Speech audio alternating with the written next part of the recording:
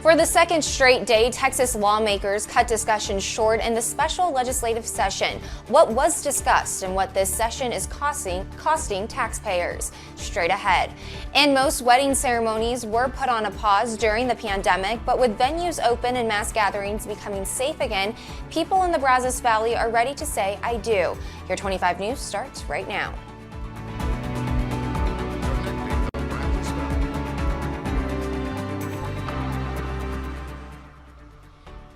Good evening and thanks for welcoming us into your homes for Krhd News at 5. I'm Hallie Jones.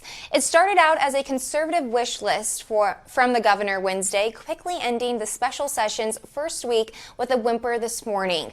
Tonight, our Austin Walker is at the Capitol talking to lawmakers about this week's rocky start.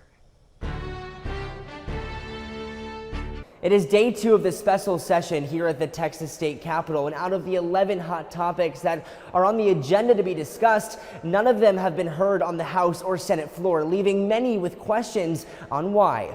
After opening this morning for 45 minutes, both the House and the Senate closed for the day.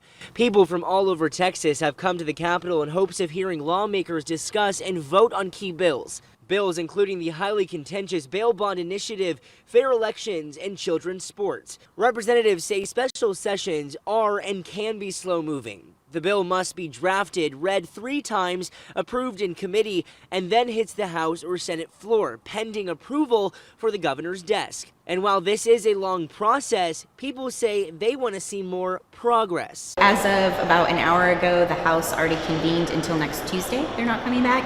And the Senate, we sat in there for probably about 45 minutes and nothing got discussed. I don't really know what's supposed to be happening, but they're not discussing any of these bills that they're trying to push across. Coming up next week, we will be hearing more on these bills as they start to be discussed, including Monday we'll hear about the bail bond issue as well as the election reform. Reporting from the Capitol, I'm Austin Walker, 25 News. And Governor Greg Abbott saying the fight for the special session is just getting started. He says the 87th legislative session was a great success for Texans, but there's still more work to do this month. The governor met with lawmakers last night, saying on Twitter, great dinner with my partners in the Texas legislature last night. Regular session was a monumental success, but we have unfinished business. Together, we will finish the job on behalf of all Texans, pass the priority items, and keep our state on a path to prosperity. Let's get to work. The Bryan Fire Department is developing a strategic plan for the future, and they're asking the public for ideas on how to. Krhd News reporter Hannah King speaks with residents to see how they think the department can better serve the community. Bryan residents will soon have an opportunity to give input and share feedback to the Bryan Fire Department. The Bryan Fire Department is developing its strategic plan for the future and is looking to hear from the community it serves. BFD wants to hear thoughts on how the department engages with the community, response times, and social media usage, just to name a few. An outlet Sarah Miller, a 20-year Bryan resident, says is good for both the department and the community. It's a good idea for them to give the community an opportunity to say something, and that way people, if they want to complain, they can go to the source, or if they have something positive, rather than just posting it and complaining, they can actually maybe have something changed. The public input meeting is set for Thursday, July 15th from 6 p.m. until 8 p.m. at Sam Rayburn Middle School in Bryan. Reporting in Bryan, Hannah King, Krhd News. A 17-year-old who was shot in the head on I-10 near downtown Houston has died. David Castro's mom confirmed her son died while on life support after the shooting. Neither authorities or the family have identified the suspect yet. David's father, Paul Castro, says the road rage incident was all because of an innocent gesture. All I said is, I've already let 3 people in. That's my hand gesture. So that hand gesture got my son executed. And then that's not fair. Houston Mayor Sylvester Turner has increased the reward to capture Castro's suspected killer from $5,000 to $10,000. If you or anyone know any information regarding the shooting, authorities ask you to call Houston Crime Stoppers. 2 men are dead and a woman is injured after a shooting at Houston's downtown aquarium restaurant Thursday. Police say the suspect shot the other man and the woman, then he killed himself. The woman has a gunshot wound to the leg and has been getting treatment at a hospital.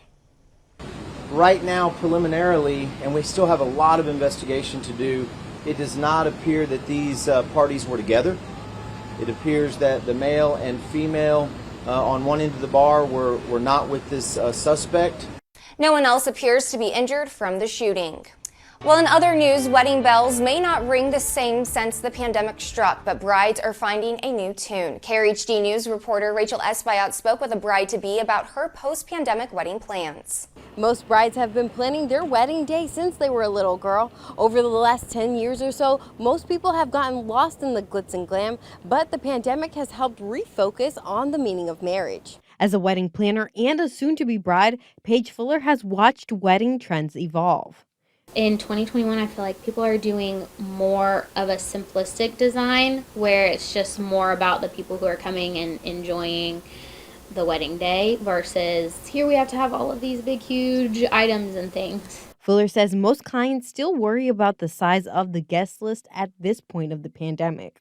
Mostly it's about the numbers. Everything else pretty much plays out like it usually does. A lot of the advice she shared with her clients is the same advice she's using to plan her own wedding in October. No matter what happens, whether the design comes out like you want it to or everything plays out exactly as you want it to, what really matters is we're going to be married at the end of the day and we get to start a life together, and so that's really what you should focus on.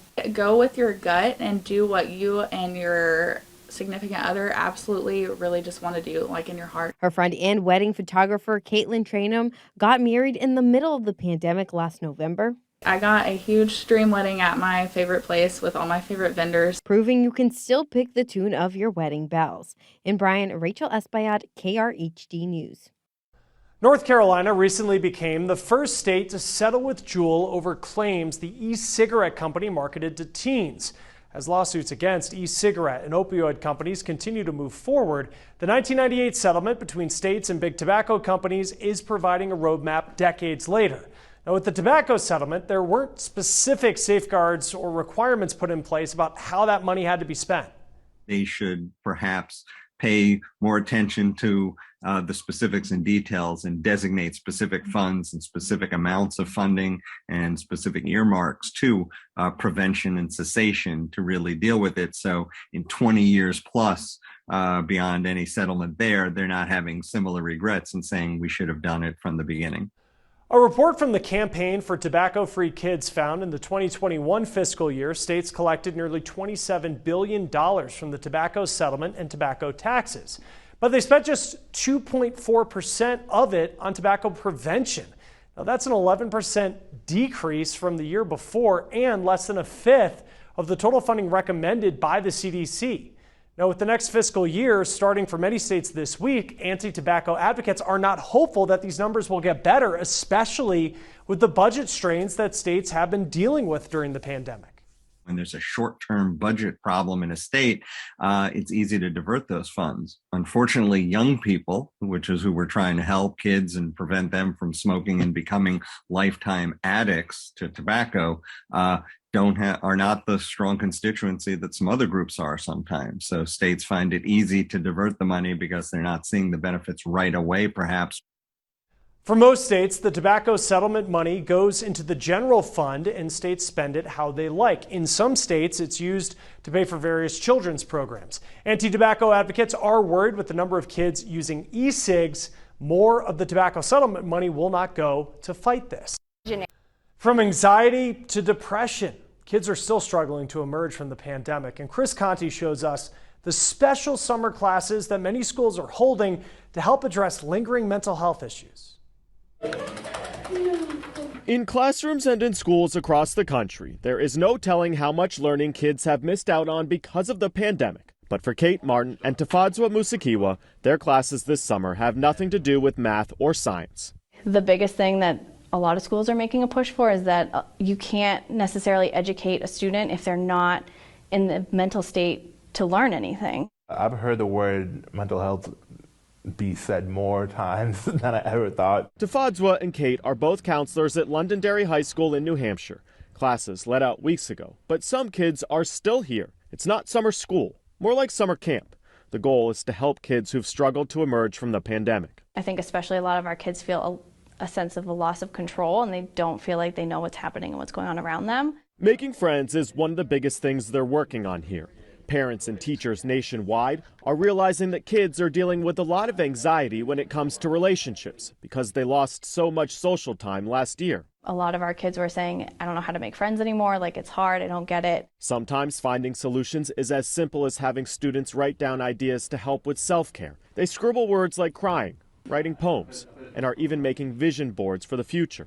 Talking about friendships, we're talking about boundaries, doing some self-care, some meditation, some yoga, those team building skills that they might not have had for the last 14 months. School districts across the country are running similar programs, and for good reason. During the pandemic, parents with children ages 5 to 12 reported seeing their kids had elevated symptoms of depression, anxiety, and experienced overall worsening emotional health. It's been rough for the last 15 or 16 months. Dr. EILEEN Kennedy Moore is a child psychologist. She's seen lingering mental health issues with kids of all ages. The strain, the strangeness, the uncertainty, and the isolation have really taken a toll on kids and on families. Much like what the summer program at Londonderry High School is trying to accomplish, there is one thing she says parents should focus on this summer. If you want to know the number one thing to help your kid feel better about going back to school, help them make friends. The question is what's next? Like, what do we do with that? Because we've never been in a global pandemic. We've never had the fallout of one. Now what? At this school, a lesson in navigating life after the pandemic, even if it means staying after class. In Londonderry, New Hampshire, I'm Chris Conti. And we've had a cooler day across the Brazos Valley thanks to all the rainfall we've seen today. Temperatures in the low 80s this afternoon. But keep in mind, our normal is 95 in July. This is not normal by any means, and neither is seeing all the rain that we've seen here in July. You can see some of those showers still ongoing, but by and large, things have dried out from where we were earlier today. Now, I do still expect that we'll see some showers through the night. It all depends on exactly what happens with this low pressure system right over San Antonio. That's going to be trying to drift to the north. Now, if it pulls closer to I-35, we're going to keep the rain chances on the higher side through the night. But for now, I'm going to keep about a 20 to 30% chance overnight. Future Track shows you that drier air trying to have a bit of an impact as we go through the overnight hours. Again, still some spot showers possible. Tomorrow, we're going to keep off and on showers going through the first part of the day, but by the afternoon, I think we'll see a little bit of sunshine. Still, that may help to fuel some scattered showers and thunderstorms, so still about a 20 to 30% chance for your Saturday. Sunday starts off fairly dry. It will be cloudy in the morning, but watch what happens in the afternoon. We'll see a complex of showers and storms trying to approach from the north, and that should make Sunday night into Monday kind of wet here in the Brazos Valley. Here's the good news, though. Watch what happens once we get past Sunday and Monday. We're going to start to see things really dry out as high pressure increases over Texas. Look at the clear skies working in. We'll keep spot showers possible for the first part of the week, but the second part could be much drier as we go on into the end of next week. Tonight, down into the lower 70s. Tomorrow, I think we'll be pushing towards 90 degrees. I'm going to officially call for that high of 90. 20% chance of showers tomorrow. Same on Sunday, but it's overnight into Monday that we'll see the best chance of rain. 40% chance Monday. Look what happens by the second part of the week, though. Temperatures heading back to normal and things starting to dry out with some partly cloudy skies on the way. President Biden is reinstating an Obama-era immigration rule and expanding on it. Most pregnant, nursing, and postpartum women will no longer be detained for deportation. Now, this only applied to women who were pregnant under the Obama administration. This policy does add to a growing list of deportation exemptions, as President Biden has said that he wants to take a more humane approach to immigration. As vaccines increase, America continues to get back to normal life, but communities along our northern border are feeling stuck as the border with Canada remains closed until at least July 21st. Vanessa Michania shows us the impact as towns have been cut off for 16 months, not only from their neighbors, but from billions of dollars from tourism. Tucked away in the upper corner of Vermont, a trio of counties creates a secluded outdoor utopia. What Essex, Caledonia, and Orleans counties may lack in human population, they make up for in beauty so remarkable. Together, they have garnered a royal name, the Northeast Kingdom. It's like living in a Norman Rockwell painting. It's why Johnny Lottie came to the Northeast Kingdom town of East Burke with his wife and opened up Cafe Lottie 5 years ago. Not just because it had the visual appeal of a Rockwell, but the character too. It's a community like I've never seen before. Literally a step back in time, and you know, just one guy helps another guy. But as Vermont has now fully opened up, the Northeast Kingdom remains disconnected from one of its greatest financial feeders, Canada, specifically the country's French-speaking Quebec province. Between 50 and 60% of your business is gone. That's a pretty big thing. Canada is so close to the area that the borderline runs right through some residents' backyards, not just a stone's throw, but a handshake away. For 16 months, Canadians, friends and tourists alike, have not been able to visit. Hospitality-wise, we've taken hits. Hits that have cost the area millions, says Darcy McCann, the director of the local Chamber of Commerce. According to U.S. Census data, the 3 counties that make up the kingdom round out the bottom of Vermont's per capita income. What keeps the area running financially is tourism and recreation, and a great portion of that comes from Canadians. I would probably estimate it between $40 and $50 million in the scope of 16 months and in the months that it's going to take to recover. I think it's pretty accurate. It's a story that is not unique to this part of Vermont. Border communities from Maine to Michigan to Washington state are hurting right now by the billions. According to the U.S. Travel Association, every month the border with Canada is closed, the United States loses another $1.5 billion. Though the answer to the question of when the border will reopen is murky, there has been a bright spot.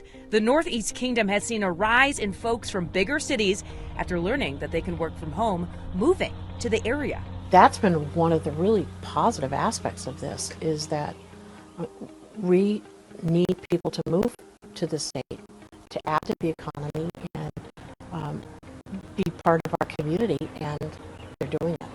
That, plus the helping spirit of those already there, keeps business owners like Johnny optimistic. You know, we just have to kind of band together, do what's best for the community, and roll that way. Hoping the kingdom's incredible beauty will continue to be the resource that sustains it.